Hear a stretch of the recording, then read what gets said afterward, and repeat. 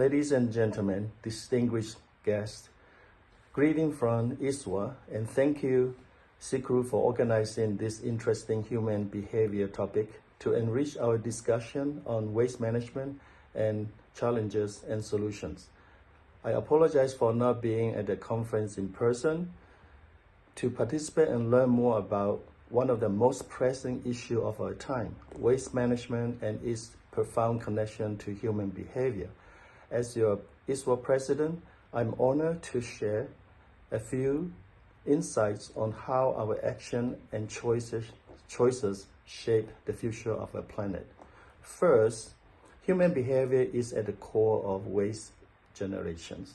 Every decision we make, from the product we buy to how we dispose of it, impact the environment.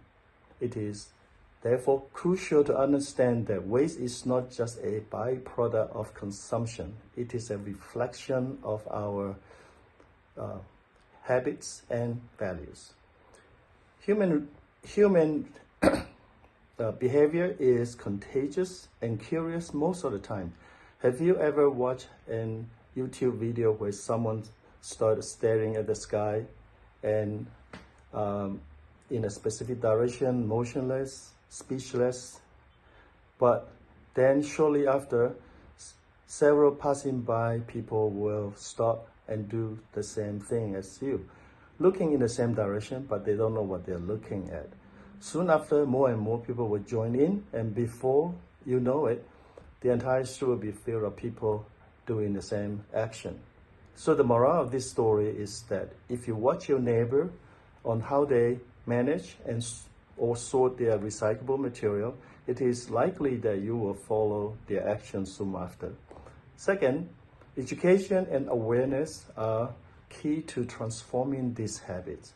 By fostering a culture of responsibility and sustainability, we can encourage individuals to make conscious choices. Simple actions such as reducing single-use plastic, composting organic waste, and recycling can collectively make a significant difference. Third, innovators also play a vital role.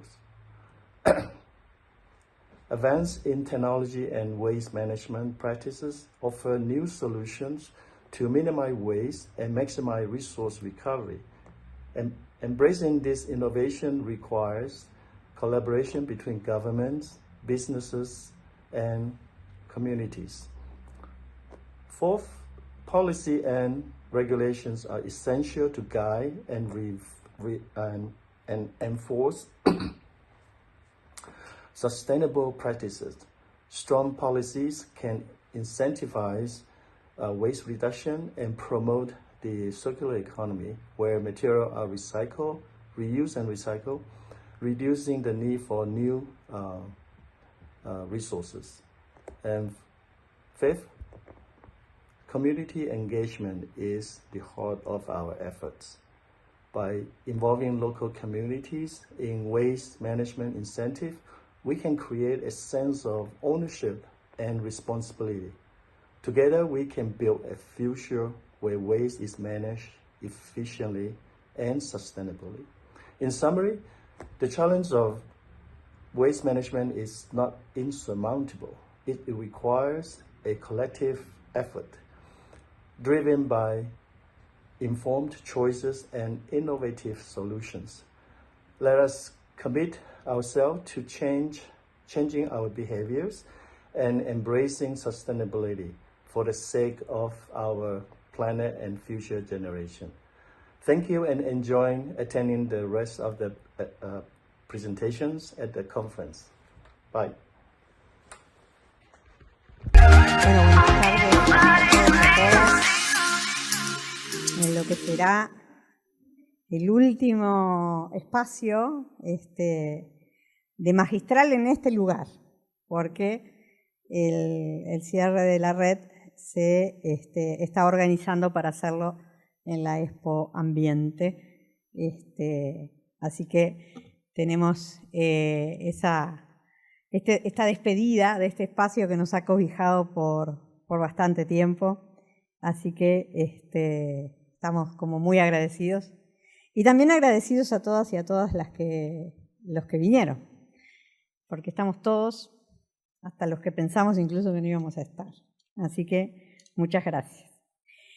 Voy a contarles que la exposición central estará a cargo de Irina Sánchez y de Ignacio Grundel, gente del Plan Ceibal, que nos ha ido mostrando en este proceso un excelente trabajo. No les voy a spoilear ahí el trabajo, sino que los voy a dejar después que ellos mismos lo cuenten. Y bueno, y es más que un honor tener a Carlos Silva Filo con nosotros, abogado especialista en sostenibilidad de residuos sólidos en Brasil, presidente del Centro para la Economía Circular del Cambio Climático, SEC, instalado hace poco en Uruguay. Pero también tenemos una palabra de apertura porque Carlos Silva inicia esta red que inició el 5 de junio del año 2024, siendo el presidente de ISWA, pero no solo los uruguayos tuvimos elecciones durante todo el 24 y parte del 25, sino que también las tuvo ISWA y por lo tanto el nuevo presidente es norteamericano y se llama James Lau y nos dejó una palabra que pidió concretamente que las leyera Fiorella Codini. Hola, buenas. No sé si me escuchan ahí. Bueno, les leo lo que James nos mandó en un video bastante más largo, pero lo resumimos para que lo puedan escuchar. Señoras y señores, distinguidos invitados, saludos desde ISWA y gracias a Segru y a la Red de Talentos por organizar este tema que habla del comportamiento humano para enriquecer nuestra discusión sobre el manejo del desgaste y sus desafíos y soluciones en el mundo de los residuos.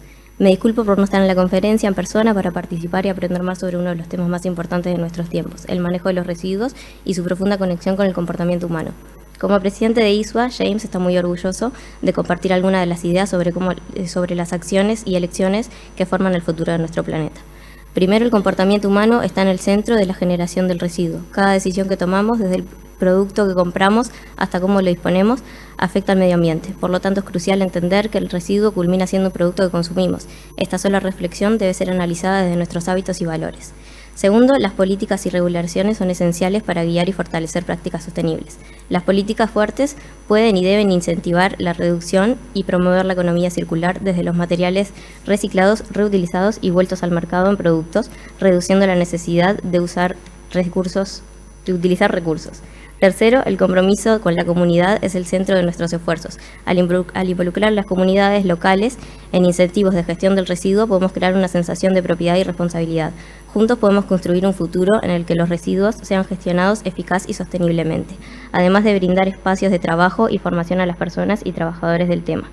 En concreto, el desafío de la gestión de residuos no es sostenible si no se llega a ella desde un esfuerzo colectivo, dirigido a que las personas puedan tomar decisiones informadas. Apoyemos a que las personas se comprometan, cambiemos nuestros hábitos, comportamientos y abracemos la sostenibilidad por el bien de nuestro planeta y de nuestra generación futura. Gracias y disfruten lo que resta de las presentaciones de la conferencia. Bueno, ese es el saludo de James Lau, presidente de la Asociación Internacional de Residuos Sólidos, y es para nosotros realmente un honor que nos haya llegado ese mensaje. Ustedes saben que posterior al día de mañana van a tener en YouTube la grabación de este evento y allí van a escuchar en inglés el video de James. Le vamos a pedir, como pedimos todas las veces que hemos estado en la magistral, que un directivo de Segru tenga unas pequeñas palabras, y en esta oportunidad le vamos a pedir a Federico Rodríguez de New Life que nos acompañe con unas breves palabras.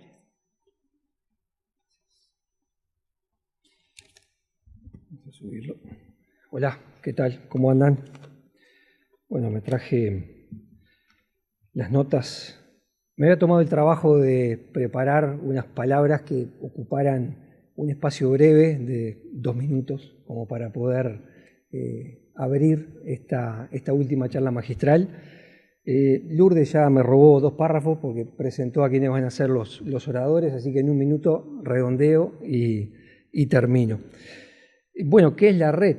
Quienes han tenido la posibilidad de participar en las charlas magistrales anteriores Ya lo saben, si alguien viene hoy por primera vez a una charla magistral, les cuento que la red es un proyecto que nace en el seno de SEGRU, la Cámara de Empresas Gestoras de Residuos del Uruguay, un proyecto que ha demostrado realmente una capacidad de hacernos pensar, de hacernos reflexionar, ha traído a ámbitos como este, con convocatorias amplias, temas realmente relevantes que hacen a lo que es nuestra realidad y la realidad incluso global, internacional, en temas de no solamente gestión de residuos, sino medio ambiente, desde una mirada que no pierde de vista que la persona es el centro de todo esto.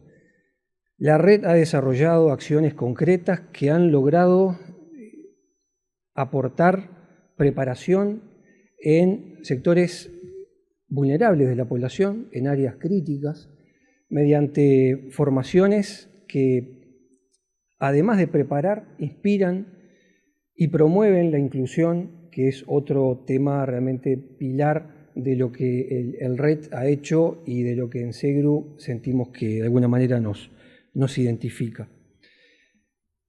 Tiene un propósito, la red, que es visibilizar y potenciar el talento que se encuentra en nuestras organizaciones. Sabemos que la economía circular no es solamente normativa o tecnologías, sobre todo son personas comprometidas y evidentemente se necesitan equipos que comprenden el valor de lo que hacen y el impacto que generan a partir de lo que hacen. El tema que se va a abordar hoy es un tema transversal, realmente impacta nuestras operaciones, nuestras decisiones y nuestras políticas. El comportamiento humano frente a la problemática de los residuos. Los ponentes ya están presentados.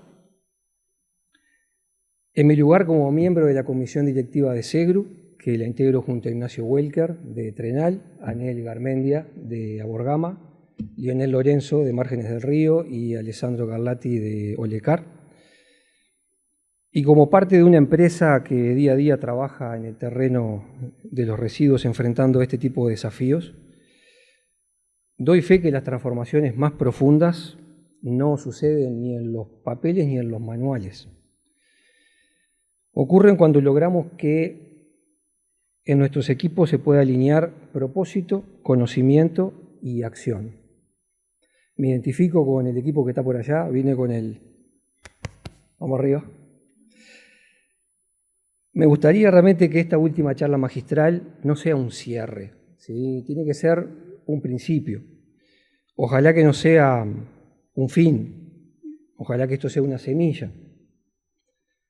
Falta mucho por hacer y evidentemente es entre todos que vamos a poder seguir construyendo juntos un sistema más justo, más eficiente y más humano. Gracias.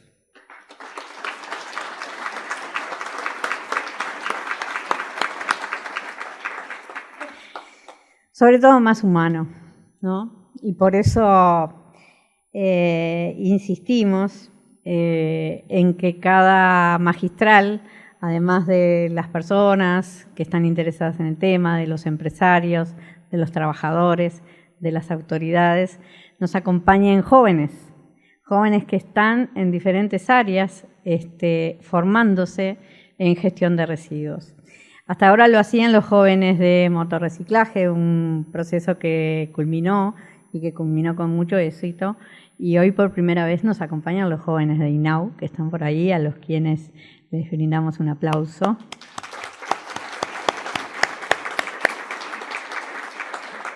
Los jóvenes de INAU participan en un proyecto de UNICEF, entre los que van a aprender diferentes cosas, pero una es gestión de residuos, así que el estar acá, el acompañarnos, y por eso orgullosamente Federico se mostraba su chaleco, porque con UNICEF SEGRU se ha comprometido a que no hay excusas, pero sobre todo no hay excusas para dejar gente afuera.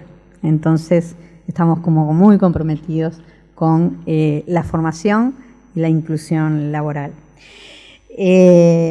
Esta charla ha sido muy especial porque el tema de hablar de la conducta humana nace de una conversación que superaba el tema de que es un poco lo común, hay que formar a los niños y en las escuelas y a la ciudadanía en mejorar la gestión. Entonces todo medio quedaba como pobres los niños que ya bastante tienen, ¿no? Y nos quedábamos con esto de qué hacemos nosotros todos los días, ¿no? ¿Qué hacemos nosotros como adultos? Que somos los que criamos además a los niños. Y ahí Raquel Piaggio me tiró una idea de que hay un uruguayo, de estos uruguayos que andan por el mundo, que está en Nueva York, que se dedica, se los recomiendo para que lo sigan en LinkedIn, que estudia la conducta humana y la gestión de residuos, y le hice una persecución a ese muchacho que no tiene nombre, que yo creo que casi estaba a punto de denunciarme, cuando en realidad él mismo nos recomienda a los oradores de hoy, porque él sí los conocía, a Irina Sánchez e Ignacio Grundel en sus investigaciones y los trabajos que hacían. Entonces, un poco volviendo a esto que decía Federico, lo que ha hecho la magistral. La magistral puso durante un año el tema en cuestión, lo expuso, lo mostró en diferentes áreas y logró 1.590 personas que participaron 1.590 veces escuchando sobre este tema en un año. Para este país es realmente algo fantástico. Hasta ayer, si me preguntaban, decía, participaron 11 departamentos de todo el Uruguay, que eso ya es mucho. Hoy tengo que decir que participaron 17, porque hoy a la mañana, con Carlos, estuvimos en una reunión con INACOP y el Ministerio de Desarrollo Social, abierta, semivirtual, para todas las cooperativas de recicladores del país, en donde había 6 departamentos participando. Entonces, eso habla primero de la importancia del tema, del interés de las personas y de las ganas de formarse que las personas tienen. La red ha constituido una marca, una necesidad, ha marcado un camino, pero no lo hemos hecho solos, lo hemos hecho con la ayuda del Estado, con INEFOP, en el INEFOP de antes y en el INEFOP de ahora, que continúa apoyándonos. Pero también lo hemos hecho con todos nuestros colaboradores, que hoy están acá, y hay más, tengo que decir, y van a aparecer en el YouTube, porque hasta último momento, de hecho hasta hace media hora, había empresas que se estaban sumando a la colaboración de este evento. A mí me ha tocado dirigir esta red que hizo una tecnicatura con 25 clases virtuales y visitas a empresas, una diplomatura de Economía y Cambio Circular, trabajó en capacidades y habilidades blandas para operarios. Una de los cursos creo que terminó anteayer y todavía quedan algunas empresas por ir. Trabajó con ACPU, que sé que anda por ahí porque la vi, hasta me señalan, allá, por allá. Trabajó duramente con ACPU, que se comprometió fuertemente con este tema y terminó no hace mucho con una conferencia liderada por RCD, en donde hubo 220 personas que estaban pensando y analizando qué hacer con el residuo de la construcción. Tuvo 5 charlas magistrales, en donde tenemos que agradecerle a la gente de ISWA, que estuvo siempre presente. Lucía, Marcelo, Atilio, muchísimas gracias por su generosidad. Así que eso ha sido la red, eso ha sido lo que hemos logrado, eso ha sido lo que ha logrado SEGRU cuando dispuso ese proyecto, aceptando el desafío que nos proponía en ese momento INEFOP. Era un desafío difícil, muy difícil, porque primero implicaba escribir un proyecto y hacer un análisis de diagnóstico de un rubro que casi no tenía diagnóstico, que casi desconocíamos, que conocíamos cada uno lo que hacíamos. Y ahí fue, y a base de mucho esfuerzo, que generamos ese proyecto, que es un proyecto que está conformado a base de una metodología muy seria Y además de todo esto, de todos estos trabajos cotidianos que ustedes nos ven hacer y que parecen tan lindos atrás, hay todo un trabajo de seguimiento de datos, de inscripciones, de certificaciones, de acompañamientos personales, de recuperación de la gente, porque queremos que toda la gente que pasó por las magistrales y por la diplomatura y por la tecnicatura, sobre todo por la tecnicatura que estaba conformada por trabajadores, tenga la certificación de IJUA como técnico en gestión de residuos. Entonces hicimos un reenganche en el que están participando 18 personas que no lograron los puntajes para ser nominados dentro de los certificados, y eso lo estamos haciendo para que nadie, en esta idea de que nadie se quede afuera. Y en esta idea de pensar en la conducta humana y en pensar en lo que cada uno de nosotros hacemos en los residuos o con los residuos, acá hay mucha gente que trabaja, que tiene empresas, que se dedica a eso y que está todos los días vinculándose con el residuo. Pero también hay personas que todos los días lo generan. Y también hay técnicos que han ido organizando de determinadas formas, en algunos casos muy magistrales, como es el caso de Irina Sánchez y de Ignacio Grundel. Y los voy a presentar. Irina ocupa el cargo de jefa de laboratorio de perspectiva comportamentales desde diciembre del 2021 en el Ceibal. Anteriormente se desempeñó en varios como coordinadora de proyectos en plataformas educativas, es licenciada en psicología y cuenta con un posgrado de gestión de tecnologías para la Universidad de la República. A su vez cuenta con certificaciones de ciencia de comportamiento de Harvard. En su experiencia previa se desempeñó en actividades de investigación en psicología cognitiva aplicada a la educación en la Facultad de Psicología de la Universidad de la República, y así también ocupó cargos educativos en Ceibal y en UTEC. Ignacio Grundel, un amigo casi podemos decir, porque nos ha enseñado una cantidad y nos ha dado la posibilidad de abrirnos el Ceibal para conocer qué es lo que hacen, ocupa el cargo de gerente de planificación y abastecimiento, distribución desde septiembre del año 22 en el Ceibal, es ingeniero químico, egresado de la Facultad de Ingeniería de la República en el año 2003, sostuvo su diploma en el programa de desarrollo de directivo de empresas en la Universidad Católica del Uruguay durante el periodo 2008-2009, realizó un máster de dirección y administración de empresas. Su experiencia laboral proviene del sector privado, donde ocupó posiciones de responsabilidad por más de 20 años en diferentes cadenas de suministro. Y ha logrado lo que nos va a contar ahora, que es una logística inversa, que yo no quiero exagerar, lo dirán ellos quizás y quizás no, porque son un poco modestos. Para mí es una de las mejores del país.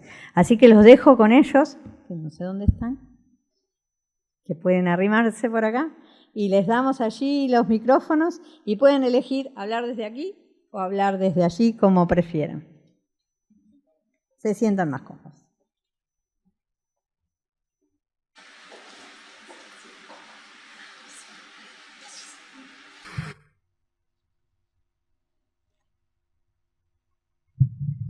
Hola, hola.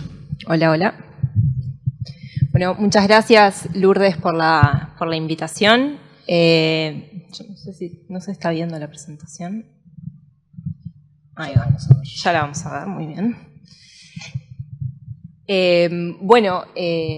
Nosotros somos, como nos presentaron Irina e Ignacio, les vamos a contar un poco de dos líneas de trabajo que tenemos en Ceibal en relación a las ciencias del comportamiento y a la circularidad.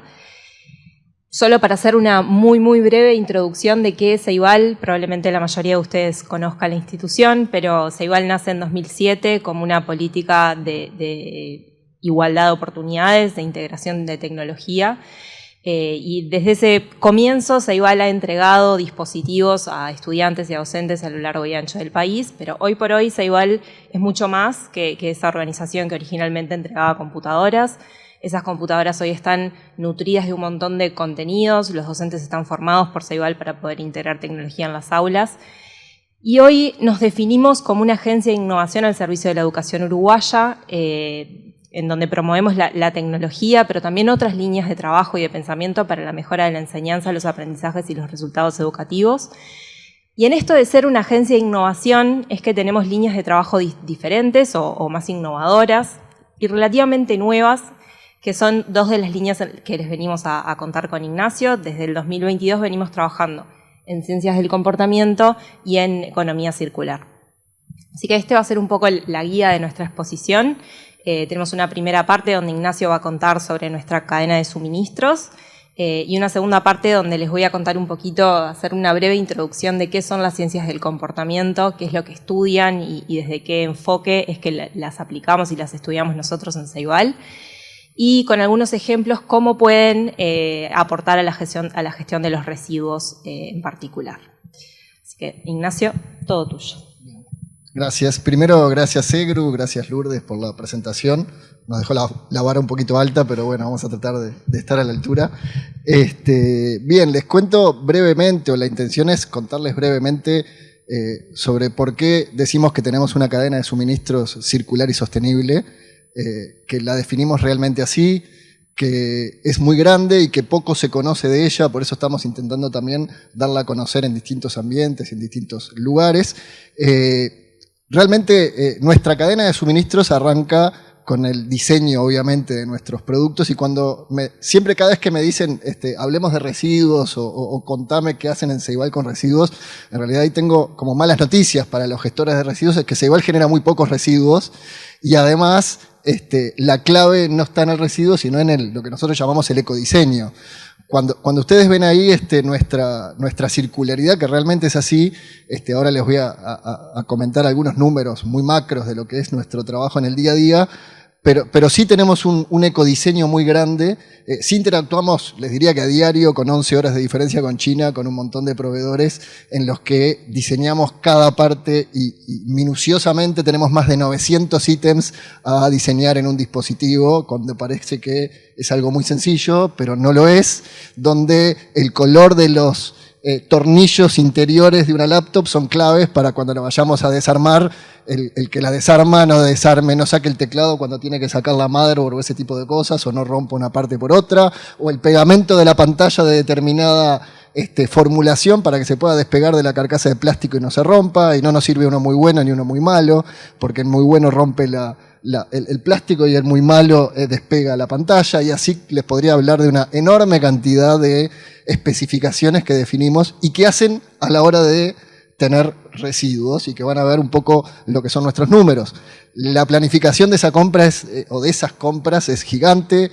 Estamos hablando que son 600.000 dispositivos que están en Uruguay hoy vigentes y activos y funcionando y con todas las plataformas instaladas, donde tenemos un nivel de servicio muy alto para que cada estudiante y cada docente pueda todos los días tener su dispositivo, y si en una clase hay 30 alumnos y 28 tienen una máquina y 2 no, esos 2 o ese 1 que no tenga la máquina disponible va a estar en problemas o va a estar no en igualdad de condiciones con sus compañeros. Entonces, el nivel de servicio, el que todos los dispositivos estén disponibles es enorme, pero la plata es finita, el presupuesto es acotado, entonces el diseño de una cadena eficiente donde los dispositivos estén permanentemente disponibles, pero donde no nos sobre un peso en repuestos o en equipos que después en 2 años son obsoletos, o no podemos comprar 30.000 pantallas y usamos 28.000, porque esas 2.000 no tenemos en dónde colocarlas y a la larga son un residuo.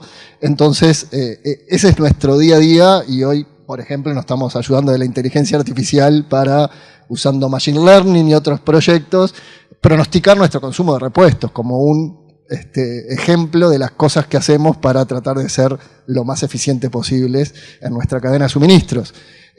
Obviamente, dentro de ese comportamiento que hablaba hoy Lourdes, o que escuchábamos de las palabras que nos dejaba el nuevo presidente de ISWA, ser sostenibles es la clave, y el trabajo colaborativo, como escuchaba ahí también en esas palabras, es fundamental. Nosotros tenemos al alcance de la mano 600.000 clientes todos los días que son nuestros beneficiarios, pero los tenemos que educar. Tenemos que enseñarle a un niño que tiene que cargar determinada cantidad de horas su dispositivo y que después lo tiene que desconectar, pero que lo tiene que cargar y que tiene que enchufar el cargador donde va el cargador y no donde van los auriculares, porque si no va a romper el cargador y el conector de los auriculares. Y eso hay que enseñarle a los niños, o que la pantalla se limpia, pero se limpia con determinados elementos, determinados productos y con determinada fuerza, no con un lápiz, que es lo que pasa muchas veces y terminan rayadas. Entonces, todo eso es parte del consumo responsable que dice ahí en nuestra cadena de suministros, que hace a que los dispositivos podamos extenderle su vida útil. Obviamente hay una tasa de falla intrínseca en los dispositivos que es muy baja. La tasa de falla más alta está en el uso. Obviamente son niños de 6, 7, 8, 9, 10 años que se les va a caer del escritorio la laptop, que la van a usar dentro de la mochila como arco de fútbol en el patio, que van a ir a la casa y que van a patearla, o que al hermano no le gustó y le van a tirar la tablet por la cabeza. Eso pasa porque son niños.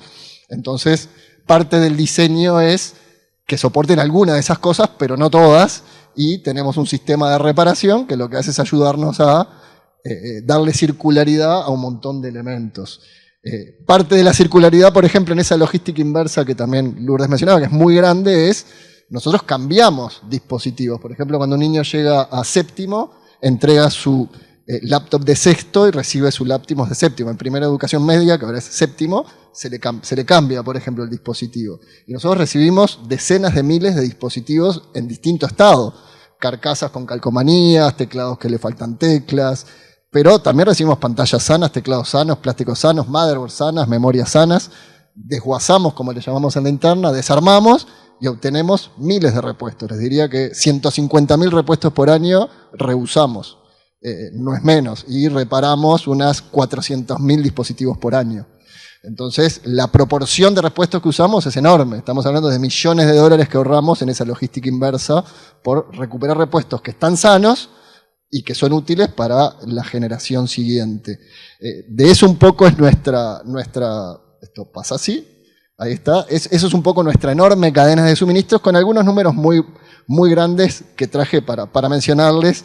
Obviamente, para el que quiera extenderse sobre nuestra cadena de suministros, en nuestra página web hay un montón de información.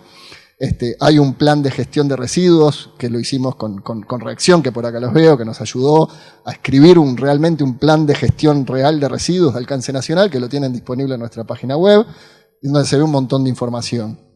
600.000 dispositivos no es poco, es lo que todos los días intentamos que estén activos, con un montón de pruebas para el ecodiseño, más de 80, 30 centros de reparación, cerca de 400.000 dispositivos reparados por año. El 40% de los repuestos los colocamos de nuestra propia logística inversa, o sea, nosotros estamos recolocando repuestos que traemos del mercado y otros que reparamos. Hemos desarrollado empresas locales que se han expertizado en reparar placas madre o reparar pantallas. Si las reparan, una placa madre rota, se suelda, se repara y se vuelve a colocar, y eso es más barato que comprar una placa madre nueva.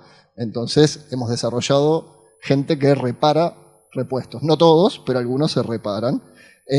Y bueno, como les decía, un nivel de servicio muy alto. Tratamos de que el 80% de las reparaciones, ese es el target que le ponemos, la meta que le ponemos a nuestros centros de reparaciones, que el 80% de las reparaciones se hagan en menos de 3 días. Ese es el objetivo que les ponemos a los reparadores, que son 24 o 25 reparadores en todo el país, centros de reparación, porque justamente de eso, como les decía, sobrevivimos, y de eso los niños logramos que tengan todos los días su dispositivo disponible, un montón de puestos de trabajo que se generan alrededor de todo esto. Estamos hablando de más de 150 puestos de trabajo solo en los tercerizados que trabajan directamente para Ceibal reparando equipos. Y bueno, al final del día sí hay residuos, o sí, no diría residuos, hay elementos que después van a valorizarse. Tenemos un gestor de residuos que le enviamos, como dice ahí, unas 170 toneladas de elementos de aparatos eléctricos y electrónicos por año a valorizar. Y de ahí el 80% se valoriza, es un montón. El 80% de los kilos que ingresan a nuestro gestor de residuos terminan en un nuevo ciclo productivo. No se entierran, no hay disposición final. ¿Dónde van? Y ahí pueden tener una amplia gama terminan en Bélgica, Brasil, España, Israel, China, Malasia. Son destinos distintos de distintos componentes donde van nuestros residuos. Plástico, cobre, aluminio, plaquetas electrónicas, hierro, cartón, todo se recicla y el 80% se recicla. Y como para terminar esta super flash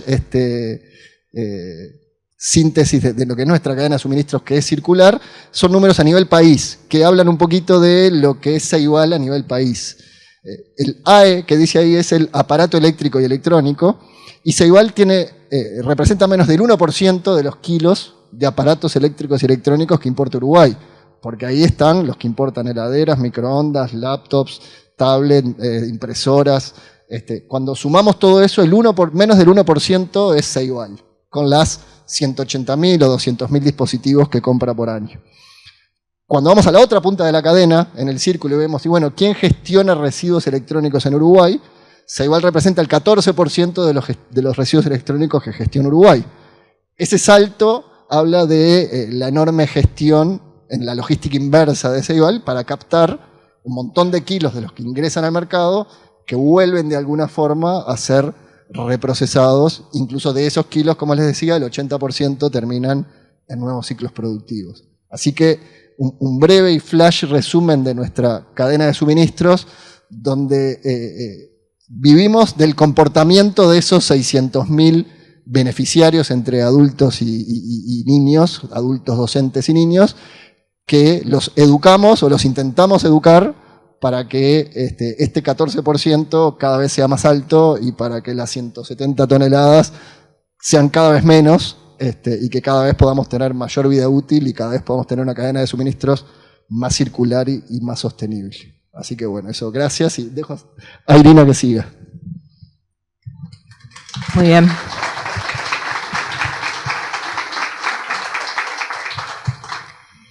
Bueno, les voy a contar un poquito de esta disciplina, de las ciencias comportamentales, como las venimos trabajando nosotros en Ceibal. Para sacarle un poco de misterio, las ciencias comportamentales estudian el comportamiento de las personas, no tienen mucha ciencia por detrás, pero estudiamos cómo las personas toman decisiones y cómo esas decisiones que tomamos se traducen en comportamientos observables. Y una de las primeras preguntas que se hace en la disciplina es de dónde vienen nuestras conductas, qué es lo que hace que nosotros tomemos las decisiones que tomamos y que eso se traduzca a un comportamiento observable. Y hay muchas disciplinas que se hacen esta misma pregunta. Una de ellas, y desde hace muchísimos años, son enfoques economicistas más clásicos, que lo que dicen es que las personas toman decisiones como seres racionales. Tomamos decisiones que nos van a hacer bien, que se alinean con los resultados que nosotros buscamos generar. Los economistas a esto le llaman que maximiza la función de utilidad, pero suena muy técnico. Quedémonos con tomamos las decisiones que nos van a hacer bien a nosotros. Enfoques psicológicos más clásicos dicen que las personas somos seres pensantes y que tenemos juicios, ideas o valores que guían nuestra forma de actuar, de pensar, pero también de comportarnos, y que siempre estamos considerando en qué medida la elección de determinada opción se alinea con nuestros valores o con nuestras ideas. Pero, como podrán imaginarse, ni siempre hacemos lo que queremos, ni siempre hacemos lo que nos hace bien. Tenemos ejemplos clásicos todos en nuestro día a día. A mí me gusta mencionar los más comunes y los que más se aplican a mí. A mí me encantaría poder comer saludable en absolutamente todas las comidas que hago. Eso no pasa. Seguramente si nos hubieran ofrecido qué snack queríamos comer acá en esta conferencia, un chocolate o una manzana, y esto nos lo preguntaban ayer, muchos de nosotros hubiéramos elegido la manzana, y si acá había manzanas y chocolates para elegir, hubiéramos elegido el chocolate. Esto pasa muchísimo, es natural, es algo que la evidencia muestra que sucede así y que rige nuestros comportamientos como seres humanos. Y básicamente las ciencias comportamentales es una convergencia de disciplinas clásicas como la psicología, la economía, la sociología y algunas otras que estudian cómo las personas toman decisiones, estudian el comportamiento de estas personas, pero proponen un enfoque un poco más realista. En esto de que no siempre estamos eligiendo lo que nos hace bien o lo que queremos. Y acá hay un par de autores que son Kahneman y Tversky, que ganaron un premio Nobel, pero ellos proponen, para ilustrar cómo las personas toman decisiones, que en nuestro cerebro tenemos dos sistemas de pensamiento. Tenemos un sistema 1, que es emocional, rápido, intuitivo, que es muy eficiente y es el que nos permite hacer la gran mayoría de cosas que hacemos en nuestro día a día, como caminar, como reconocer que una comida que estoy comiendo capaz que está fea porque tiene gusto a podrido, o reconocer una emoción en la persona con la que estoy hablando. Y después tenemos un sistema 2 que es mucho más lento, mucho más racional y que consume muchísimos recursos, pero es el que nos sirve para tomar decisiones mucho más a conciencia. Es el que se activa cuando yo quiero hacer una operación matemática difícil, que no la puedo responder en un segundo. El hecho es que nosotros no podríamos vivir recayendo en que todas las decisiones de nuestro día a día las tomara este sistema 2, muchas de estas decisiones las tiene que tomar el sistema 1, y eso hace que a veces cometamos errores, que no seamos óptimos con un 100% de precisión en cuál es la mejor decisión para mí. Cuando yo me equivoco muchas veces del mismo tipo, al tomar decisiones me equivoco muchas veces de la misma forma, a eso se le llama sesgo, y en general las personas tenemos sesgos cognitivos o sesgos comportamentales bastante parecidos los unos a los otros. Esto de yo tendría que empezar a hacer ejercicio hoy, pero lo voy a dejar para el lunes porque el gimnasio se empieza el lunes. Esto es algo bastante común que nos pasa a todos en nuestro día a día. Y bueno, las ciencias comportamentales lo que buscan es esto, es estudiar el comportamiento teniendo en cuenta de que las personas a veces cometen errores al tomar decisiones y que el comportamiento depende o tiene por detrás sesgos cognitivos y aspectos más contextuales sobre la sociedad en la que vivimos, nuestros pares, cómo están diseñados los ambientes en los que interaccionamos. Y tener estos aspectos en cuenta es clave para poder diseñar o rediseñar políticas y programas sabiendo que las personas no siempre van a actuar de la forma en la que uno esperaría que actúen o que está más alineada con sus prioridades o sus intereses. Esto es una disciplina que se viene usando en ámbitos de política hace bastante, unos 20, 25 años. Se viene usando en la salud, en la gestión financiera, en la recaudación de impuestos. Y hace no tanto se empezó a usar en educación y nosotros estamos trabajando en el uso de ciencias comportamentales e intervenciones comportamentales para aportar a desafíos de política educativa. En esto de diseñar intervenciones, teniendo en cuenta cómo las personas toman decisiones, hay un tipo de intervención que es el del nudge o del empujoncito, que quizás muchos escucharon de esto porque es bastante famoso y está un poco de moda también, que es una estrategia para influir en las decisiones que toman las personas sin imponer mandatos ni sanciones. Es esto de entender cómo yo le presento a las personas las opciones para que ellos elijan, va a tener bastante influencia en la elección que ellos finalmente hagan. No es necesario que yo restrinja las opciones siempre o que las penalice con instrumentos más clásicos como multas para lograr algunos efectos en algunas personas que quizás no tienen sus preferencias tan definidas. Y esto nos puede ayudar a guiar a las personas hacia elecciones que sean mejores para ellas mismas o para la sociedad en su conjunto. En general, las intervenciones comportamentales se vienen postulando como complemento a herramientas de política existentes o más clásicas. Es un buen enfoque para cuando uno diseña información o políticas o intervenciones que buscan entregar información a la sociedad, a personas, a beneficiarios. Hay mucho de cómo uno puede redactar esa información, qué aspectos puede destacar, qué aspectos puede no destacar para que un mensaje sea más convincente o menos. Hay mucho de las ciencias del comportamiento en el diseño físico de los ambientes. Quizás acá hay muchos de estos principios que los levanta el marketing, pero es muy común y hay varios experimentos, por ejemplo, que muestran que cómo uno diseña un menú de un restaurante es clave y qué alimento está primero y qué plato está al final y qué plato está en el medio, hace que sea más probable elegir uno, otro o un tercero. A la vez esto se usa en el diseño de procesos, de cuándo una persona pasa de un flujo a otro y en qué momento es el más beneficioso para cierta decisión o la otra. Se usa también alineado a incentivos, en particular a multas o a incentivos económicos positivos, digamos. No necesariamente uno siempre tiene que diseñar multas de la forma clásica o premios de la forma clásica. Hay aspectos más en donde se tiene en cuenta que las personas no siempre entienden del todo de porcentajes como para poder hacer sorteos y premiar y que las personas crean que es más probable que reciban un premio de lo que realmente lo reciban y eso hace que podamos promover un comportamiento de forma en particular. Y también se propone como un complemento a la definición de leyes y regulaciones sistémicas. Hay muchas personas que están diseñando leyes que están teniendo este tipo de focos en el momento de diseñar las políticas. Como les decía, nosotros trabajamos en este enfoque especialmente a nivel de educación y de política educativa, pero también se viene usando muchísimo en el mundo para promover comportamientos más sostenibles. Me puse a estudiar bastante para preparar esta presentación y me sorprendió, es muchísimo lo que se viene trabajando en esta línea. En particular, las Naciones Unidas para el Medio Ambiente está adoptando este enfoque como una de las formas claves de promover los objetivos de desarrollo sostenible. Y en general, de igual forma que se ha logrado con otros enfoques de política, lo que logran las ciencias comportamentales es un buen complemento porque las intervenciones comportamentales, en este sentido que les comentaba, de ajustar un poquito el contexto para en vez de ponerte la opción A, ponerla acá y dar vuelta, o en vez de poner una lista del principio al final, dar la vuelta, o la comunicación que voy a mandar por mail, pensarlo un poquito más para ver qué sección o qué punto voy a destacar.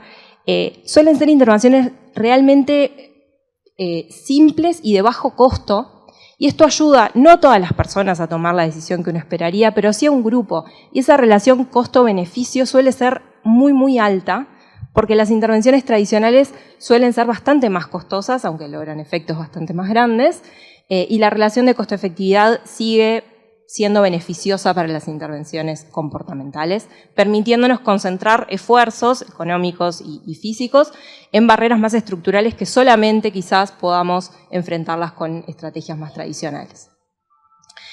Y para cerrar, y no me quiero extender mucho más en esto, quiero contarles de dos ejemplos de dos tipos de intervenciones comportamentales en los que se viene trabajando en temas de sostenibilidad. Una de ellas me gustó particularmente porque habla de la gestión de residuos. Hace algunos años, en la región de Victoria, en Australia, un equipo o un grupo de hospitales públicos le planteó a una unidad que trabaja en el diseño de intervenciones comportamentales que tenían un problema con los residuos de sus hospitales, que no siempre estaban separados de la forma que se debería y que había mucha cantidad de residuo no quirúrgico en la bolsa o en la papelera para residuos quirúrgicos. Y eso era un problema porque el tratamiento de esos residuos es particular y tiene un costo relativamente elevado y era necesario que hubiera una corrección de ese comportamiento que estaba teniendo el personal del hospital. Este equipo que diseña intervenciones comportamentales hizo una exploración bastante grande, visitó los hospitales, encontraron de todo un poco y un montón de opciones o de distintas intervenciones que se podían implementar en el contexto de los hospitales, pero en particular lo que notaron era que pasaba algo interesante en los ambientes que ellos lo llamaban como ambientes de alta intensidad, en bloques quirúrgicos en particular, donde las bolsas de residuos quirúrgicos eran sensiblemente mayores que las bolsas para otro tipo de residuos. Y eso hacía que fuera mucho más natural para el personal médico desechar todos los residuos en las bolsas rojas, que eran las bolsas para residuos contaminados o residuos quirúrgicos. Y la intervención que les propusieron fue reducir el tamaño de esas bolsas y hacerlas de un tamaño más parecido al del resto de las papeleras o de las bolsas para residuos que tenían en el bloque.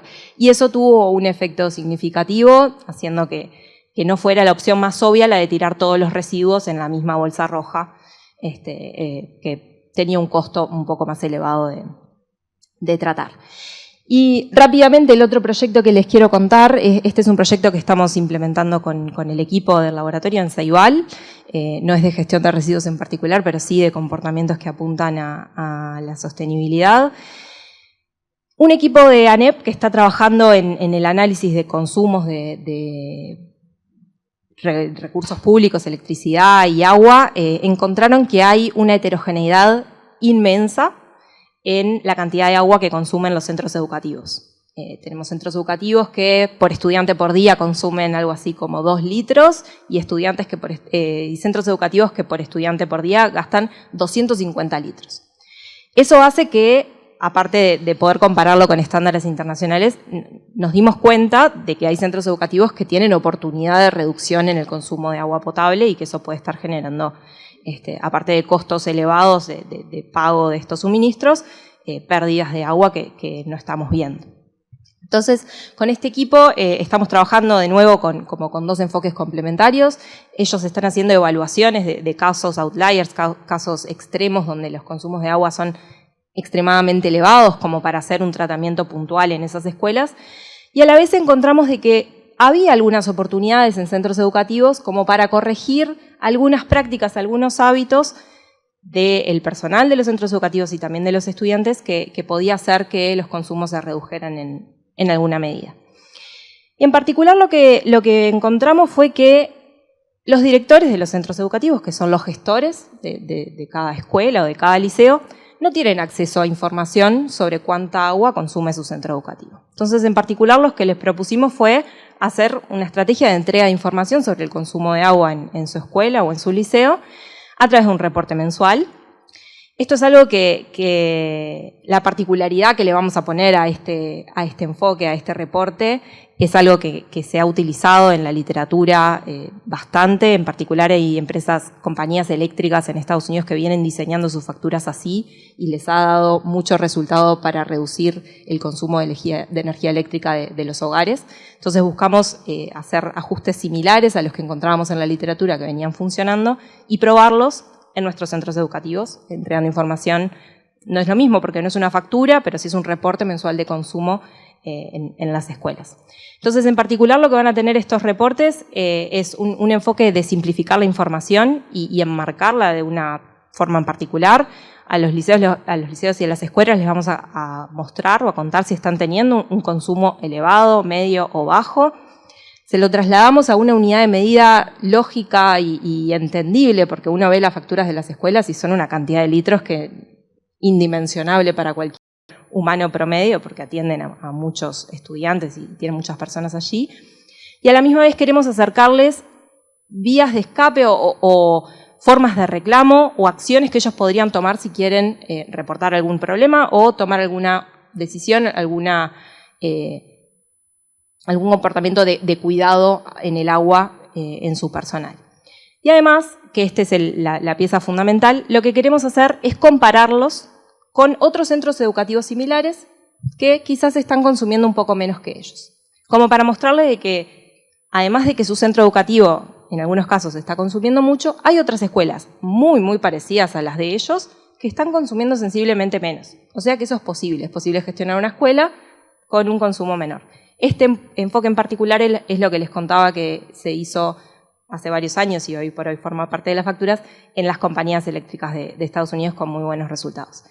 Y algo así se ve el reporte, no se va a ver mucho porque la letra está muy chiquita, pero el reporte tiene una sección donde se le dice al centro educativo si el consumo de agua es alto, medio o bajo, se le dice cuántos litros por estudiante por día consumió ese centro educativo en un mes, en un periodo dado, y se lo compara con otros centros educativos muy parecidos en tamaño, servicio de alimentación y horas operativas, pero que están haciendo un consumo bastante más eficiente que el suyo.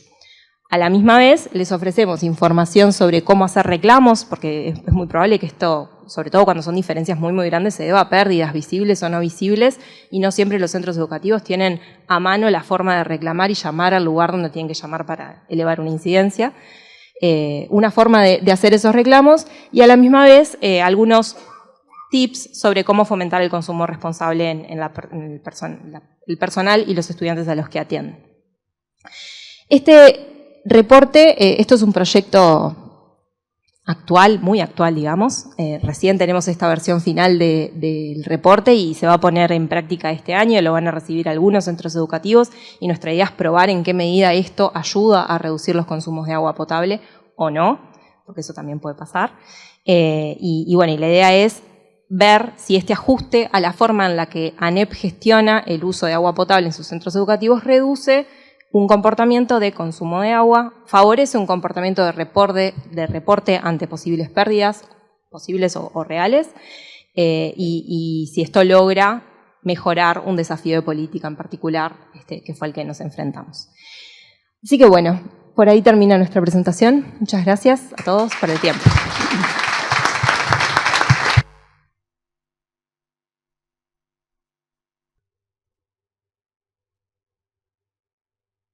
Muchísimas gracias, Ignacio, Irina. creo que quiero hacer una mención que está un poco fuera del programa, pero que tiene que ver con esto de la conducta, ¿no? Porque somos padres en muchos de nuestros casos y hoy los padres de Ignacio están acompañándolo. Entonces me parece que eso es absolutamente maravilloso, porque también ahí, en aquella crianza, hubo una decisión que convierte hoy a Ignacio en uno de los ingenieros que transforma esta realidad. Entonces eso me parecía digno de nombrarlo. Felicitaciones a los papás de Ignacio que están por ahí. Corresponde que haga un saludo a la gente de los organismos públicos que hoy nos acompañan: INACOP, la Cancillería de la República, la Intendencia de Canelones, la Intendencia de Montevideo, INEFOP, el Ministerio de Transportes y Obras Públicas, INAU, INISA, la Facultad de Ingeniería, UDELAR, el Ministerio de Desarrollo Social, pero también corresponde que haga un destaque de las organizaciones que nos acompañan, como Alianza B, ACPU, Centro de Talleres, la Organización San Vicente y la Organización Abriendo Puertas, porque todos somos parte de este cambio y tenemos que estar todos en esta movida de transformar esta realidad. Hoy tuvimos, entre las cosas que teníamos en la agenda, una reunión con UTU, en donde nos estaban invitando a SEGRU y a el SEC a conformar parte de los analistas del nodo de los premios de UTU, y esa conversación que tenía ese fin termina hablando de la necesidad que hay en Uruguay de generar una carrera de técnicos ambientales, y que esa carrera pueda, desde UTU, conformarse como una carrera más. ¿Qué lugar tiene ese saber en las empresas de hoy de gestión de residuos y cuánto pueden conformarse esa línea de trabajo como una salida laboral, sobre todo para los jóvenes? Y nos quedamos ahí, además de lo del nodo que sí se cerró, pero nos quedamos con el compromiso con Ignacio Welker, que estuvo por SEGRU, y con la gente de Igualac, y con Carlos por el SEC y Atilio, de trabajar en un programa para ofrecerle a UTU una idea a futuro de una formación en una tecnicatura en gestión de residuos. Así que estamos como contentos para poder apoyar a los que ya vengan haciendo eso, a los que ya vengan trabajando en eso, sumarnos a esos equipos, acompañar a esas acciones que vienen desarrollándose en la interna de UTU para poder aportar desde nuestros lugares esos saberes que tenemos. ¿Y por qué hablamos de conductas? Porque ahora va a venir Carlos, como decía, casi lo presenté, lo voy a seguir presentando, porque además Carlos es miembro del Consejo Consultivo del Secretariado General de la ONU para el tema Basura Cero. Durante 10 años fue el CEO de ABRELPE, la Asociación Brasilera de Limpieza Pública y Residuos Especiales, miembro nacional de ISWA en Brasil. Fue coordinador general del Atlas Mundial de Residuos Sólidos para el Programa de las Naciones Unidas para el Medio Ambiente y miembro de la Junta Directiva de la Coalición para el Cierre Progresivo de América Latina y el Caribe, Programa de la ONU para el Medio Ambiente. Y Carlos ha sido un comprometido analista la situación en los últimos años de cómo estamos hoy, cómo estaremos mañana y cómo estaremos pasado si no hacemos algún cambio. Así que, Carlos, por favor. Sé que a Carlos le va a gustar hablar parado, así que vamos a dejar por ahí.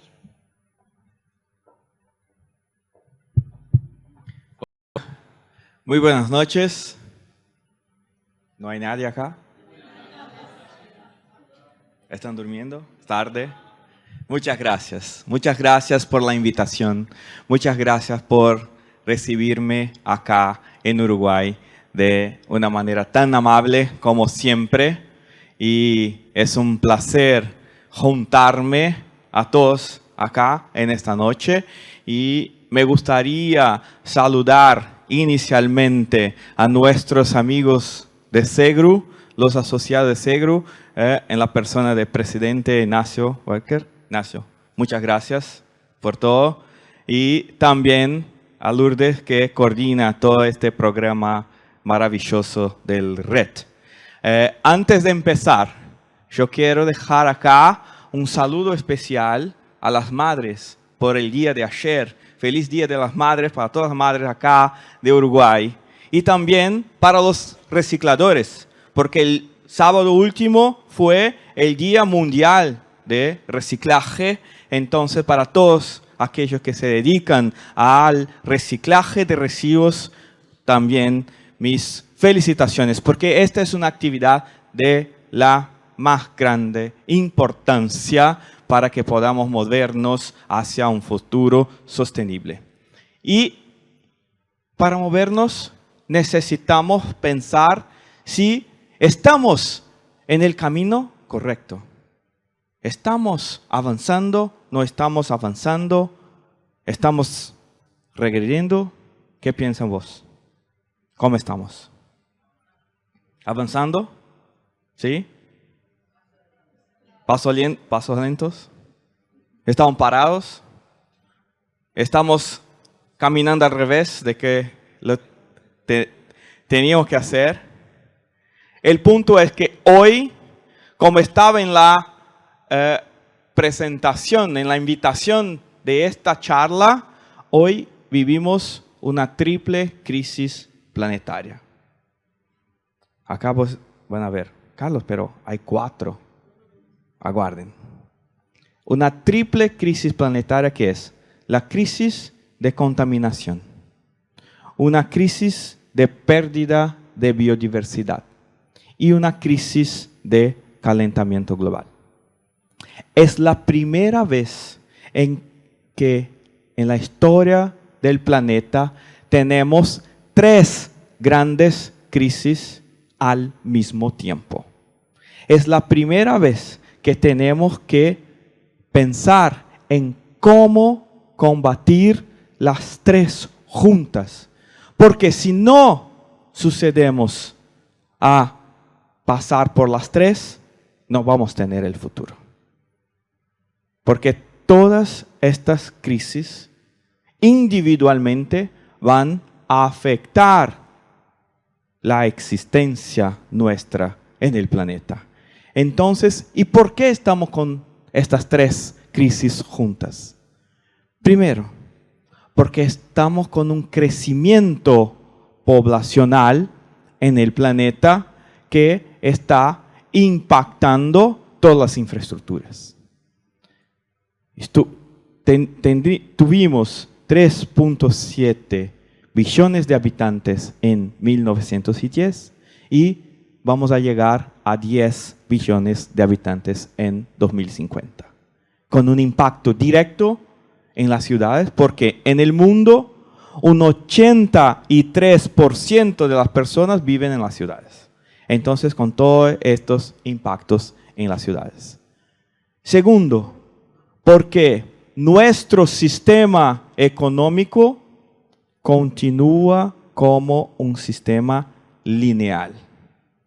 Un sistema en que tenemos la extracción de las materias primas vírgenes, tenemos producción, tenemos el uso y tenemos la basura. Y esto vamos a ver cuánto está volviendo a todas estas cadenas. Entonces, este sistema lineal es un otro factor de influencia en la triple crisis planetaria. Y por esto, por cuenta de este sistema, estamos extrayendo más recursos del planeta en toda la historia. Entonces, acá tenemos una comparación en términos de crecimiento poblacional, la línea azul, de 3,7 billones de personas en 1970 para un 7,5 en 2017. Y en la línea roja tenemos el crecimiento de la extracción de materiales del planeta.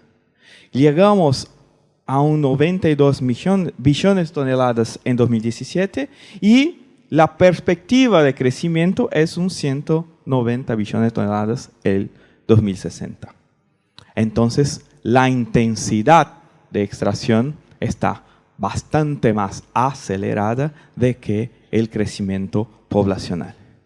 Y acá, los diferentes materiales, el crecimiento también. Este es un dato que fue lanzado la semana pasada en el Foro Mundial de Economía Circular, que por la primera vez tuvimos en Latinoamérica, fue en São Paulo, Brasil, en que tuvimos este lanzamiento del Global Circularity Report, que nos muestra cómo está la extracción de los diferentes materiales. Y pueden ver que además por unos pocos minerales que tenemos en las líneas de abajo, todos los otros el crecimiento es bastante acelerado.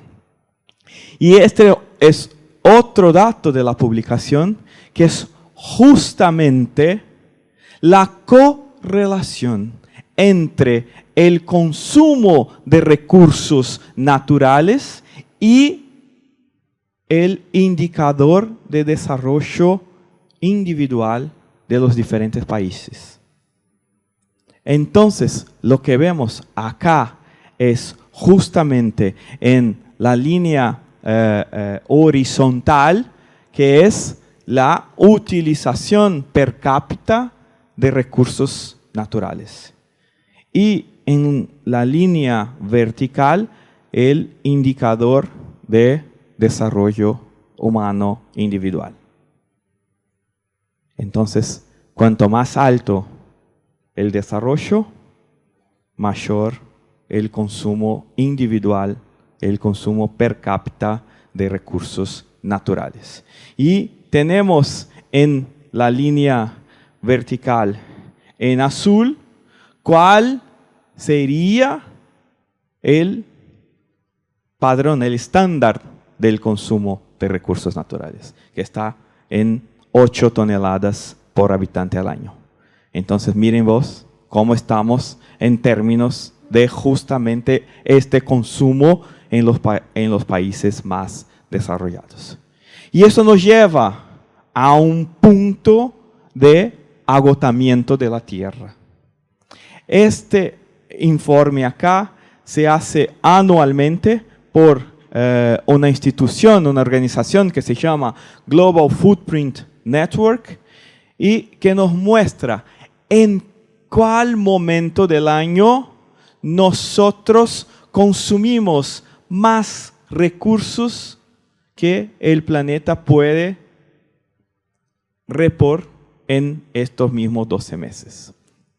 Y pueden ver que empezamos ahí en 71, 73, que este momento era casi en fines del año, en diciembre. Entonces, durante los años 70, lo que consumíamos, lo que tirábamos del planeta, el planeta en 12 meses se replantaba. Y ahora, el último dato, 2024, la fecha fue el 2 de agosto. El 2 de agosto de 2024 nosotros empezamos una deuda con el planeta. ¿Por qué?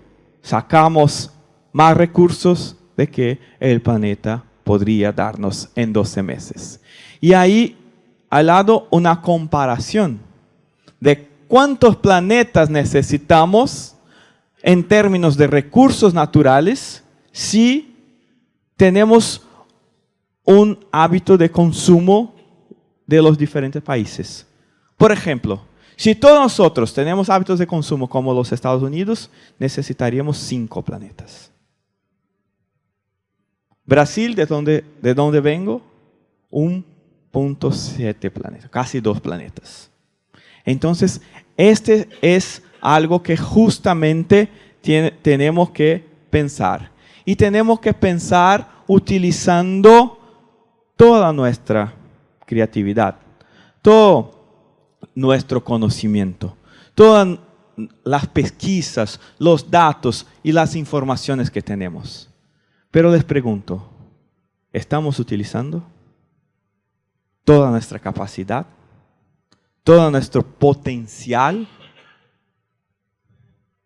Y lo que se suma a la triple crisis planetaria es la crisis de los residuos, la crisis de la basura.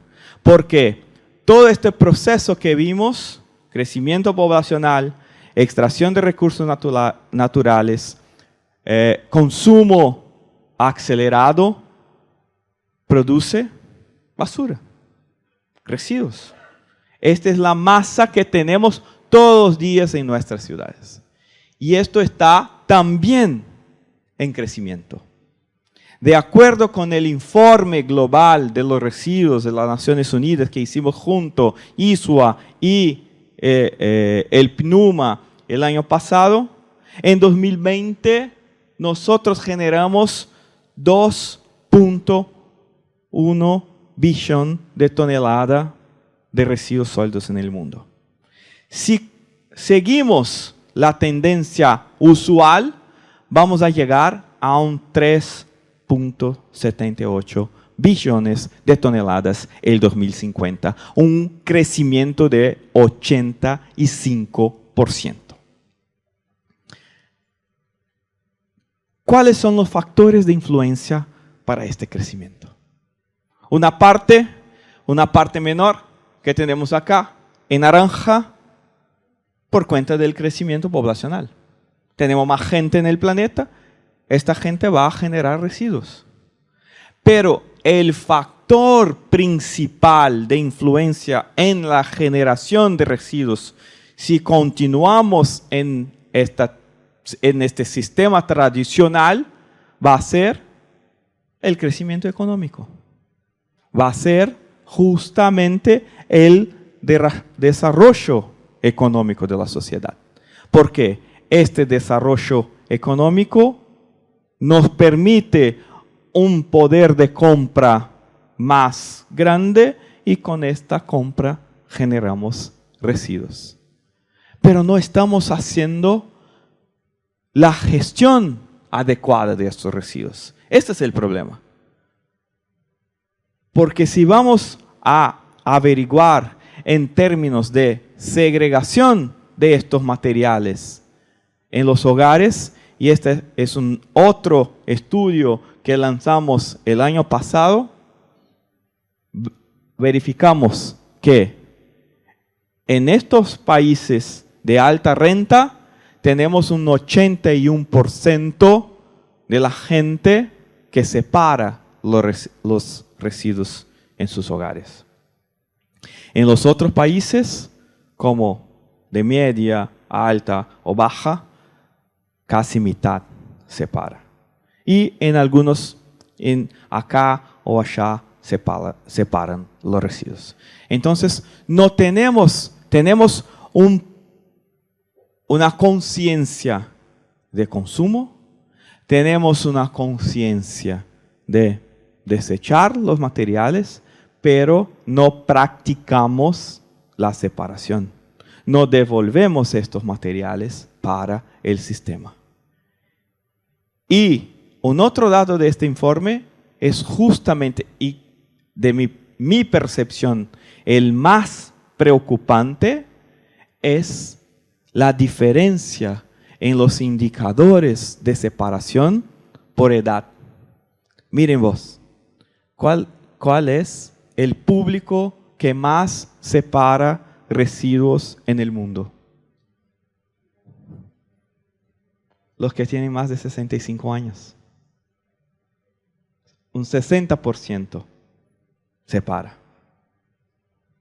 Entre 15 y 29 años son los que menos separan. Menos de la mitad de los jóvenes separan. ¿Y saben por qué? Esta era una pregunta que había en el estudio. ¿Pero por qué no separan? Porque mi mamá hace. Porque mi papá hace. Porque alguien en mi casa hace. Yo no necesito hacer. Y si no involucramos a estos jóvenes para hacerlo, cuando llegan a una edad más adulta, ¿será que van a continuar a hacerlo? ¿Van a tener la conciencia que es importante hacerlo? Y acá tenemos como los indicadores globales en términos de esta encuesta, y solamente 1/3 de los residuos generados en el mundo son recolectados y separados. Tenemos como un 23% que son recolectados pero no separados, y un 44% que no son siquiera recolectados. Entonces, les pregunto de nuevo, teniendo en consideración estos datos, ¿estamos avanzando? ¿Estamos en la dirección correcta? Aquí está el dato de la semana pasada. El nuevo indicador de circularidad en el mundo es de 6,9%. De todo lo que consumimos, solamente un 6,9% es utilizado como materia secundaria. El último informe de esto, del Circularity Gap Report, que fue lanzado en 2023, ¿saben cuánto era? 7,2. El anterior, 9,6. ¿Estamos avanzando? Entonces, la única alternativa que tenemos es cambiar el sentido de lo que estamos haciendo. Los datos nos muestran que la forma que estamos gestionando no solamente los residuos, la forma como estamos gestionando todos los recursos del planeta no es sostenible.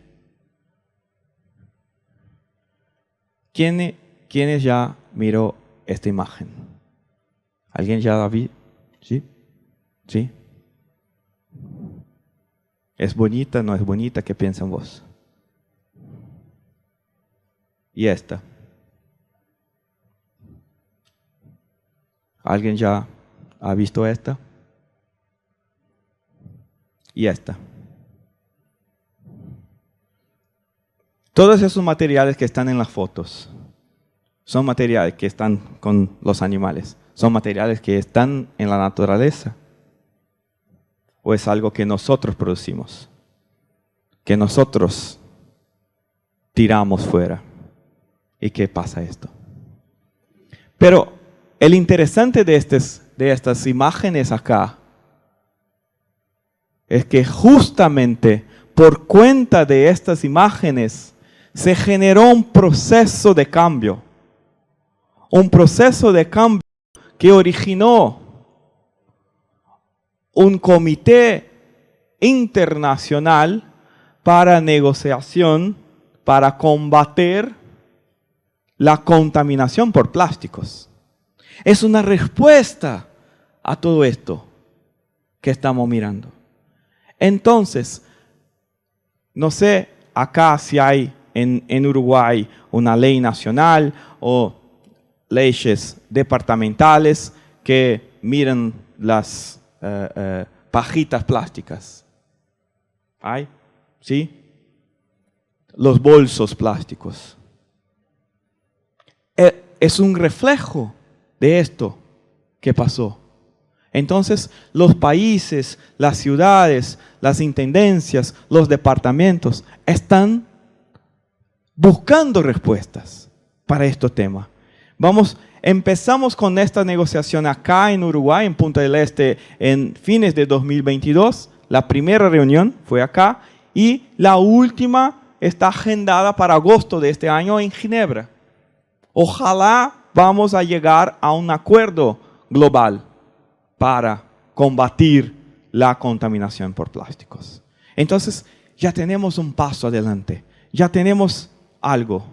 Pero les pregunto ahora, ¿alguien ya ha visto esta imagen? ¿O esta?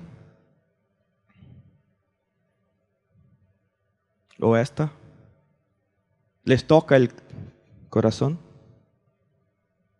¿Les toca el sentimiento? ¿O esta? Un 38% de los residuos generados en el mundo están siguiendo para destinos inadecuados. Por supuesto que todas estas imágenes nos tocan el corazón. Pero, ¿estamos haciendo algo para cambiar? Cuando fueron los animales con una bolsa plástica, una pajita plástica, la sociedad levantó la mano, vamos a prohibir los bolsos plásticos, vamos a prohibir las pajitas plásticas. ¿Y cuándo es el ser humano? Estamos haciendo algo. Estamos cambiando la forma como manejamos nuestros residuos, gestionamos los materiales que son desechados. Tenemos que mirar hacia el horizonte azul. Tenemos que cambiar este sistema. Y la única manera es a través de un sistema de economía circular.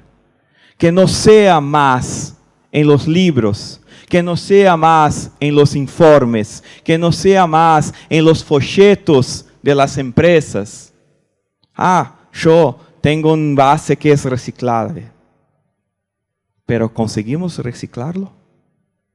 Hoy por la mañana tuvimos en una reunión con INACOP, con los clasificadores acá de Uruguay.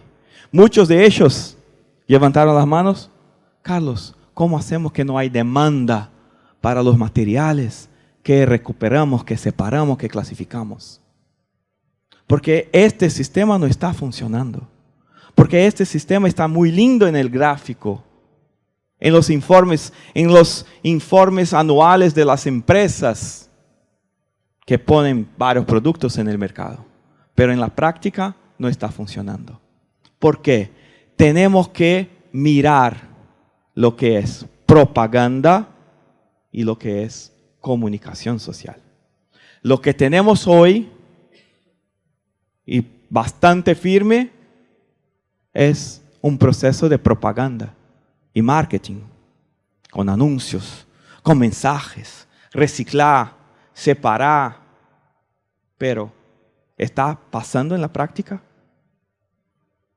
¿Por qué no mirar justamente en establecer una conexión con las personas? ¿Por qué no establecer justamente un sentimiento de pertenecer a este sistema, a este planeta, al futuro? ¿Por qué no despertar sueños, afectos y no simplemente comprar, reciclar, separar? Tenemos que justamente incorporar estos procesos si queremos cambiar el comportamiento humano.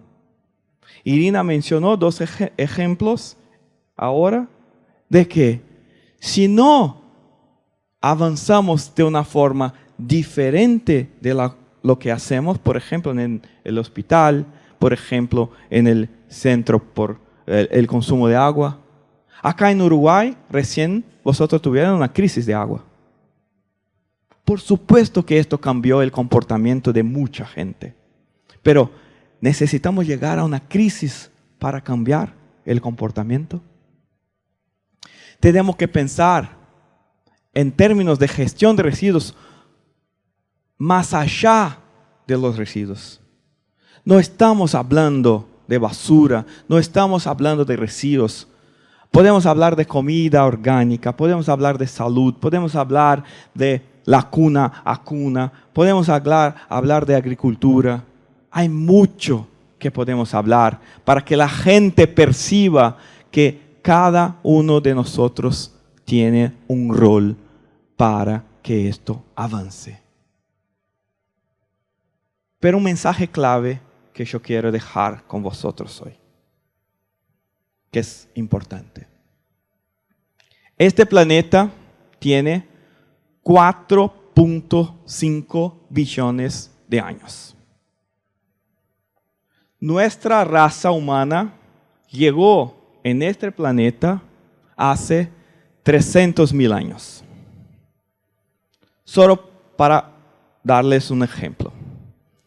Si todo este periodo fuera un día de 24 horas y la Tierra se fuera creada medianoche, la vida de los microorganismos habría surgido a las 4 de la mañana. Los dinos a las 10:30 de la noche. Nosotros en los últimos 30 segundos del día. Solo para tener una comparación. Entonces, no estamos acá para salvar el planeta. El planeta ya pasó por varias crisis. Y el planeta superó todas las crisis. Estamos acá para salvar a nosotros. Este es el punto. No vamos a salvar el planeta, vamos a salvar a nosotros.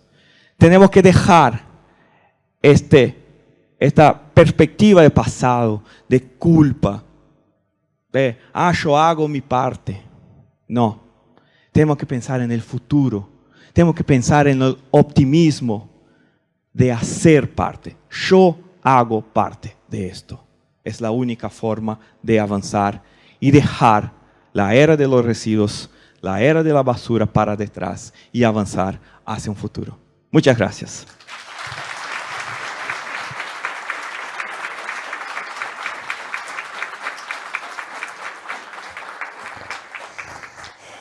Escuchar a Carlos impacta profundamente, ¿no?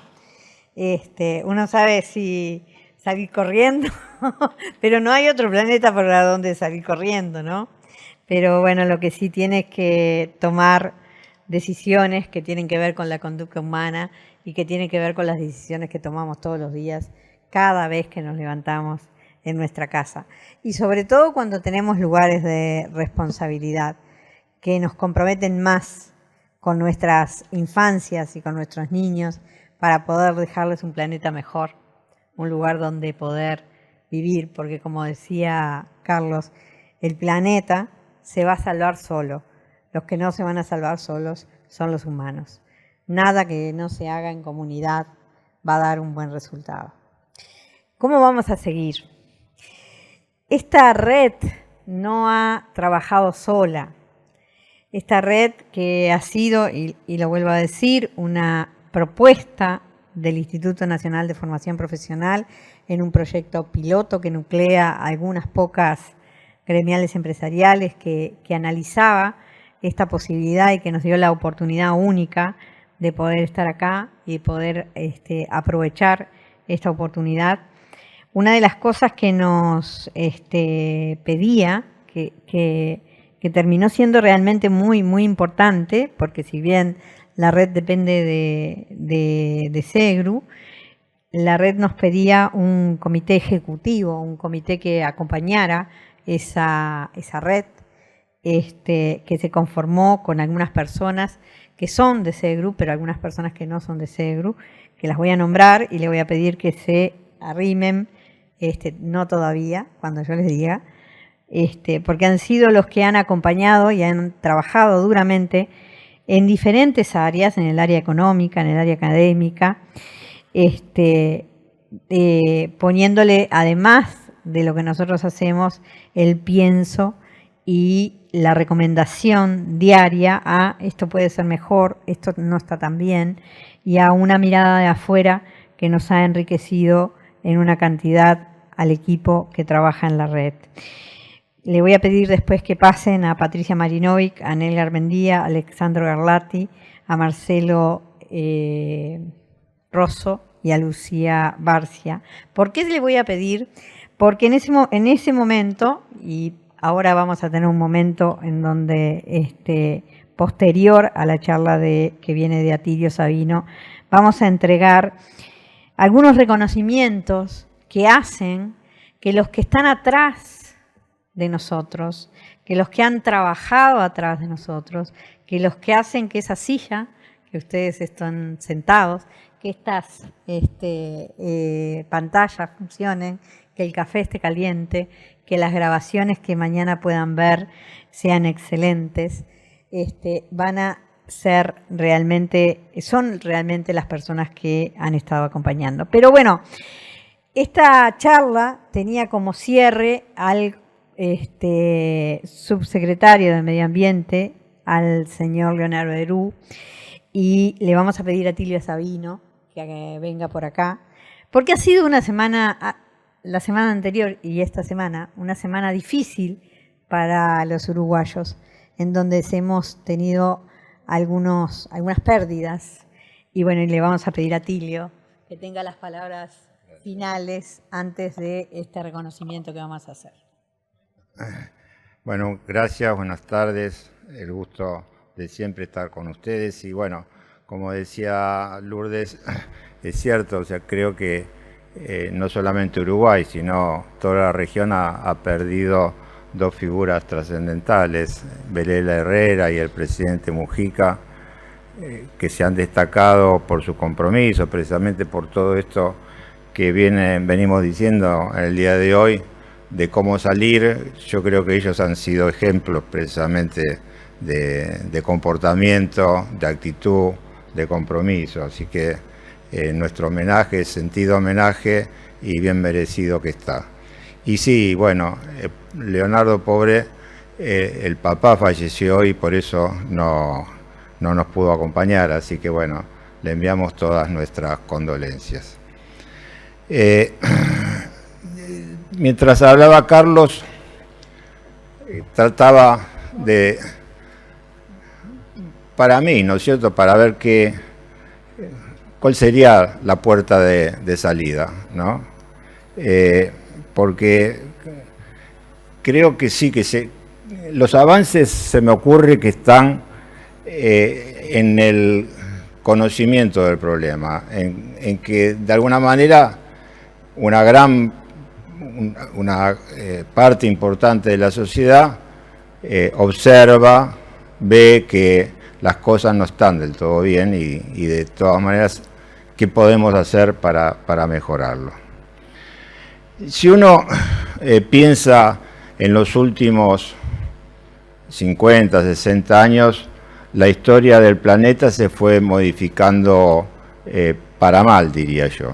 Pero pasamos desde, en los años 70, un célebre escritor, Huntington, nos hablaba del choque de las civilizaciones. Y eso en algún momento pareció como que se superaba con el fin de la historia, porque se cayó el muro de Berlín.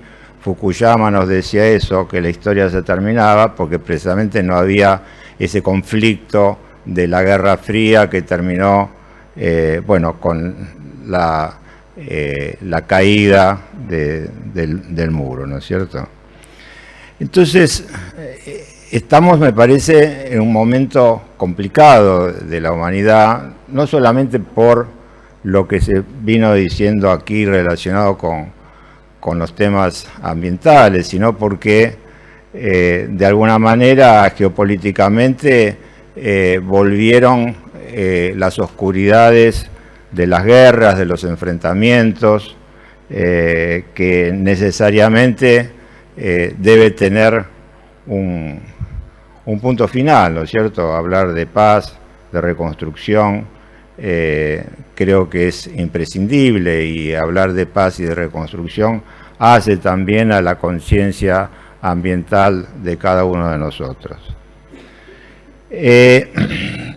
Si uno se fija en determinadas cosas, ¿no? Muchas veces se pretende que la modernidad sean los grandes inventos, los grandes pasos adelante en descubrimientos, en inteligencia artificial, etcétera, etcétera, pero de repente esa velocidad excede hasta nuestro propio pensamiento.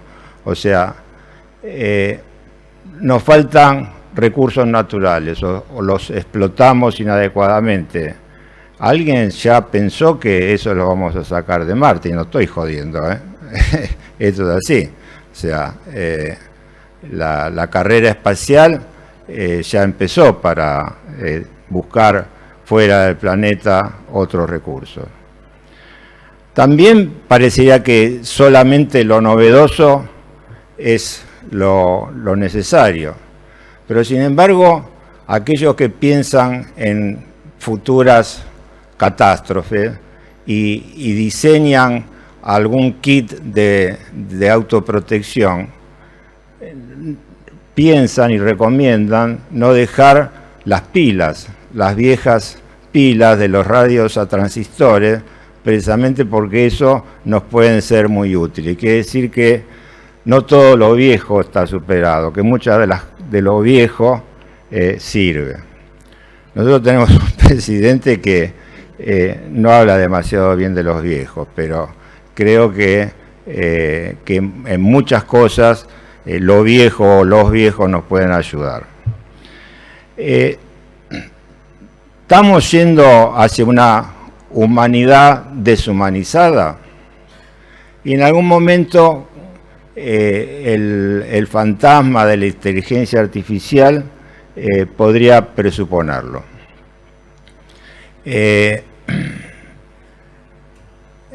Harari, que es un gran filósofo, nos dice de que con la inteligencia artificial estamos construyendo un nuevo Frankenstein. Y pensando eso, uno piensa de qué manera apareció Frankenstein o la novela de Frankenstein. Es un hecho histórico. A mediados del 1800 había habido una erupción de un volcán en Indonesia, una erupción tan grande que la nube cubría toda Europa y se debilitaban las comunicaciones, y un célebre escritor, Lord Byron, invita a una serie de amigos a Ginebra para hacer como un retiro espiritual y entonces él, para incentivarlo, les propone que cada uno hiciese una obra corta relacionada con lo que se estaba viviendo, toda esa incertidumbre de alguna manera de esa nube, ¿no? Y bueno, la ganadora de ese pequeño torneo fue Mary Shelley con su famosa obra Frankenstein. ¿Y qué es Frankenstein? Porque Frankenstein era el doctor, no es el monstruo que el doctor crea, ¿no? Es la creación de la propia autodestrucción. Entonces, creo que la idea del Frankenstein debe marcar y determinar cada uno de nuestros comportamientos. Y hablando de comportamientos, ustedes saben que los romanos no por casualidad tuvieron un imperio tremendo. Y uno de los secretos de las virtudes de los romanos eran que en cada lugar que iban no destruían las cosas, sino que las asimilaban, las incorporaban a su propio desarrollo, ¿no? No pretendían imponer una religión, ¿no? No querían imponer una costumbre. Y entre todas las cosas que copiaron, adaptaron las obras teatrales, ¿no? ¿Y de quién las adaptaron? De los griegos, que eran expertos en eso. Los griegos trataban de resumir en una obra teatral la propia realidad de la vida y de la existencia. Y había un griego, Prudio Terencio, que fue esclavo, pero que luego fue liberado precisamente como autor de obras. Y en una de sus obras hace decir a uno de sus actores una frase que quedó inmortalizada, que dice: soy hombre y por ser hombre nada de lo humano me es ajeno. ¿Y eso qué es? Es el inicio del tratamiento del comportamiento de los seres humanos, ¿no? Y yo creo que en esa frase está encerrada la posible solución. Si queremos buscar realmente soluciones, las debemos buscar en nosotros mismos, en la idea de un comportamiento humano para los humanos, en la idea de buscar el bien, que en definitiva es lo que estudia la ética, ¿no? Entonces, buscando el bien es la única manera de buscar y de encontrar esas soluciones. Así que felicitaciones por la iniciativa, por todo lo que pudimos hacer con mucho cariño, porque estábamos convencidos que las cosas iban a salir bien. Así que felicitaciones, gracias por la amistad, por el recibimiento que nos dan cada vez que venimos para acá. Muchísimas gracias.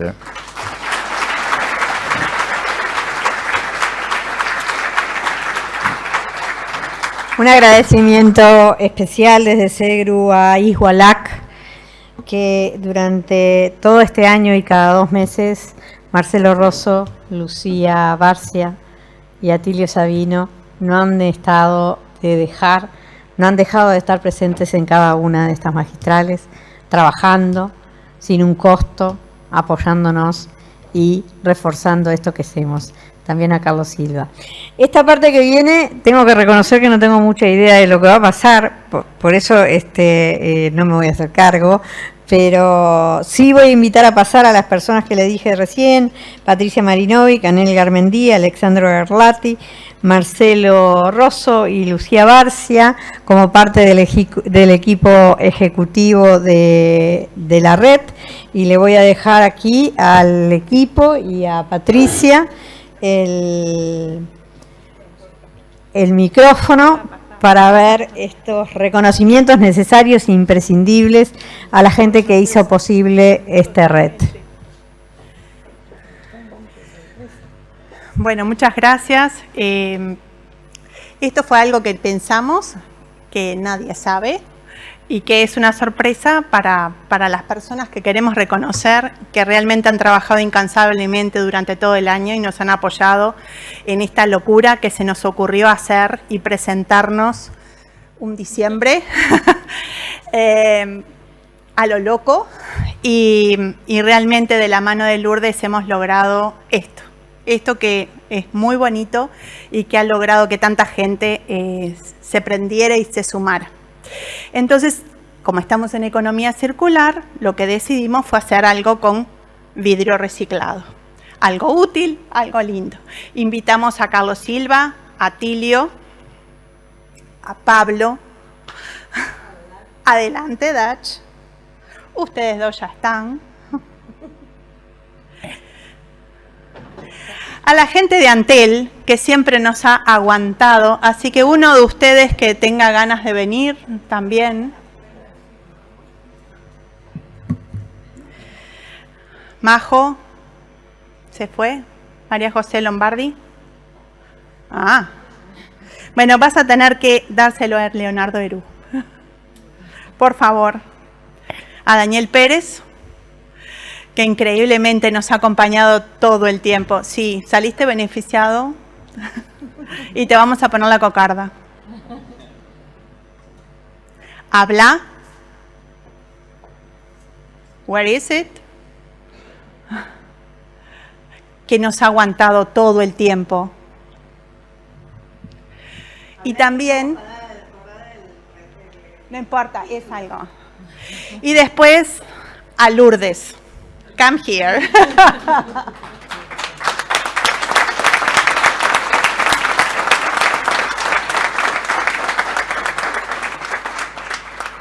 Para el escritorio. Tu señora.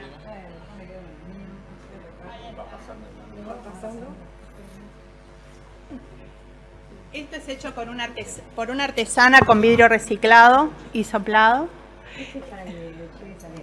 Y es para poner tarjetas en su escritorio.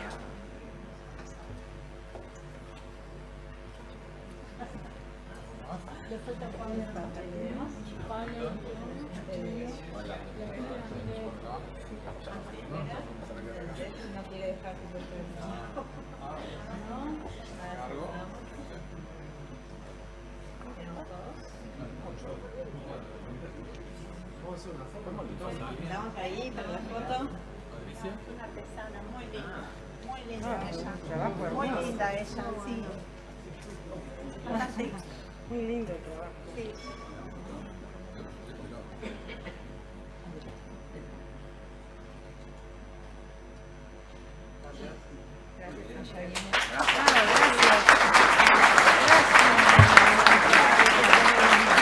Bueno, muchísimas gracias a todos y a todas. La presencia, la gente de Antel, que venga para acá, que venga para acá. Que vengan para acá. Gracias, Lourdes. ¿Dónde está Nacho? Adelante, uno de ustedes. Ahí tenemos dos para la gente de Antel. Lo tenemos dos ahí. Ahí están las chicas de Antel. Que pasen. Realmente nos hemos sentido muy gratificadas y muy agradecidas por el trabajo de Antel. Hemos escrito a la dirección de Antel, al presidente y al subpresidente, agradeciendo su trabajo, su dedicación, el compromiso, la famosa y excelente calidad del trabajo de la gente de comunicaciones. Muchísimas gracias a todos los trabajadores, pero también muchísimas gracias a todos ustedes que han hecho que esto sea realmente una experiencia inolvidable. Pablo Darch, que fue el que la pensó en aquel momento, el que la soñó, el que la empujó, que hoy están en otros lugares. A Daniel Pérez desde el Ministerio de Trabajo, que fue el que se comprometió y la trajo y la empujó. También a ellos el reconocimiento. Tenemos los reconocimientos para la gente de INEFOP que está hoy en ese lugar. Pero bueno, muchas gracias a todos, a las empresas de Segru, a Segru y a la confianza que le dieron a mi persona en poder llevar adelante este proyecto. Muchísimas gracias. Nos vemos el 5 de junio en el Antel Arena, ahora sí, con el cierre de la magistral. Muchas gracias.